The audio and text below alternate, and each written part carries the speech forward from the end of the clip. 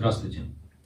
В прошлый раз я закончил на том, что Владимир Путин выстроил для себя и россиян такую информационную реальность, в которой все решения, которые он принимает, являются единственными правильными, а все слова, которые он произносит, абсолютной истиной, не подлежащей обсуждению. Про Путина сегодня не услышать критики. Но как так получилось, что Россия погрузилась в этот информационный вакуум, где только и делают, что восхваляют царя? Может, он действительно такой хороший, что и покритиковать не за что? Конечно же нет. О реальных причинах такого положения дел очень наглядно расскажет история первой войны, начатой Владимиром Путиным. Тогда это была война на поле информационном, против свободных СМИ, и в частности против телеканала НТВ. Глядя на сегодняшний НТВ, в котором только и делают, что восхваляют успехи Путина на войне с Украиной, и в целом в унисон напевают ему дифирамбы, сложно представить, что когда-то этот канал был чуть ли не главной угрозой для Владимира Путина, на ликвидацию которой он яростно бросил все силы. Телеканал НТВ был образован в 1993 году профессиональными журналистами-энтузиастами, как именно независимое от государства средство массовой информации. Канал входил в холдинг «Медиамост», которым владел олигарх Владимир Гусинский. Безусловно, канал не был независим от своего владельца-олигарха, однако независимость от государства давала возможность проливать свет на те детали происходящих событий, которые руководство страны всеми силами хотело бы скрыть от общественности. Впервые костью в горле руководства страны канал НТВ стал в 1994-м, в начале Первой Чеченской войны при президенте Борисе Ельцине. Государственные СМИ пытались преподносить события войны как стремительную, исключительно победоносную операцию федеральных войск. Но НТВ начали раскрывать всю драматичность событий. Непосредственно из Чечни журналисты НТВ показывали весь ужас разгрома российских войск при штурме Грозного и изобличали вранье властей на каждом шагу. Новогоднюю ночь Грозный встречал фейерверком из горящих российских танков. Военная смекалка подсказала генералам, что лучшего момента для взятия города, чем 31 декабря, не существует. Но российским войскам противостоят мусульмане, не употребляющие спиртного даже в новогоднюю ночь. Танки и бронетранспортеры ворвались в Грозный и сгорели дотла. Генералы повторили ошибку 26 ноября. Бой, продолжавшийся всю ночь, не принес успеха российским частям, а чеченские боевики пополнили свои арсеналы еще несколькими танками. Развитие событий пошло по самому неблагоприятному для российской армии сценарию. Она влипла в уличный бой в густонаселенном городе, где каждое подвальное окно становится амбразурой, а у каждого третьего на плече вместе с автоматом есть гранатомет.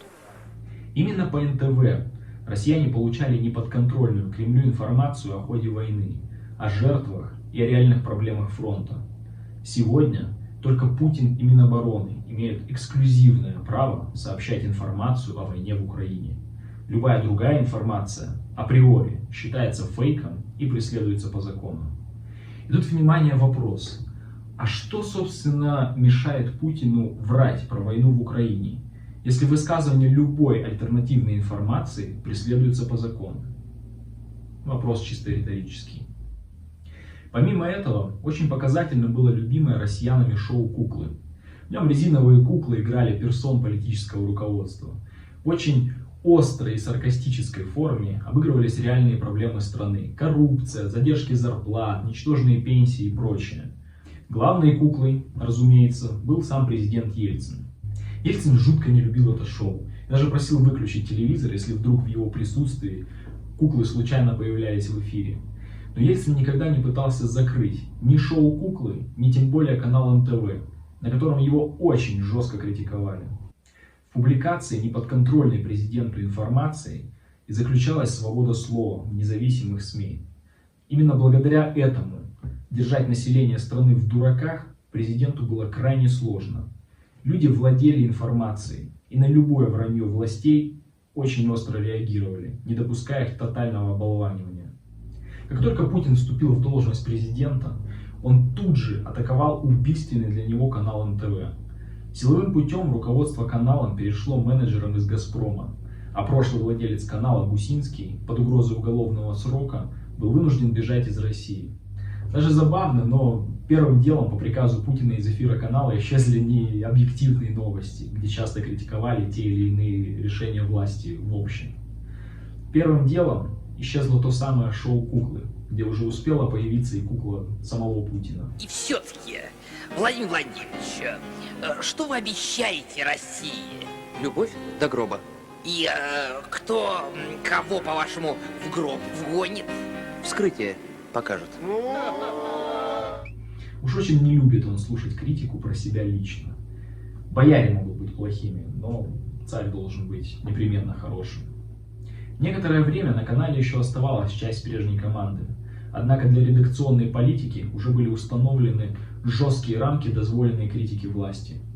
В 2002 во время освещения журналистами НТВ теракта на мюзикле «Нордост» в Москве, о котором я отдельно расскажу чуть позже, критика действий Путина вышла за эти рамки.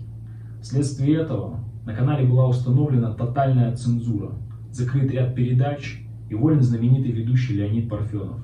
История независимого канала НТВ закончилась, а вскоре Путиным были задушены и остальные свободные СМИ.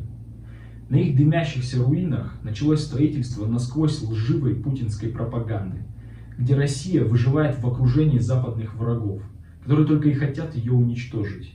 А единственный способ защиты – это нападение. Но нападение не на цитадель зла, типа НАТО, Америки. Бить надо по своим, по соседям-украинцам. А вось американцы там от страха сдохнут. На сегодня все. Всем добра, до свидания.